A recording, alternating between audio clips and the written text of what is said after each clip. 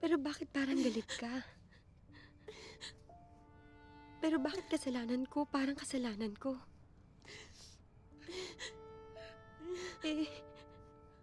Sa totoo lang naman ako nga yung inggit na inggit sa inyong lahat. Kasi meron kayo ng mga bagay na sana meron din ako. Sana meron ako ng maternal instinct mo.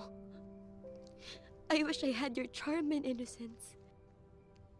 Sana naging adventurous din ako kagaya ni Alex. Sana nagkaroon din ako ng sense of humor mo kasi bentang-benta yun sa akin eh. Bentang-benta rin kay Mama. Kaya nga siguro lahat ng atensyon niya nasa iyo. Are you saying that I'm unfair? No, Ma. I'm saying you have your favorites. Hindi totoo yan. Ma, naalala mo? Nung grade school ako, di ba graduate ako ng valedictorian tapos ang dami kong medals. Tapos si Teddy isa lang. Pero siya pa rin yung pinuri mo. Tapos naalala mo nung umuwi ako sa bahay tapos gutom na gutom ako. Tapos nagalit ka sa akin kasi kinain ko yung ulam na tinabi mo para kay Teddy. Tapos umuwi ka galing Divisoria, meron kang dalang mga pants. Tapos ang sabi mo sa akin, wag muna akong pumili kasi pipili si Teddy. Siya yung panganay, dapat siya yung pumili.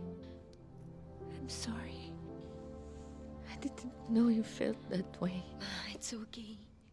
Okay lang naman, naiintindihan ko naman, tinanggap ko naman.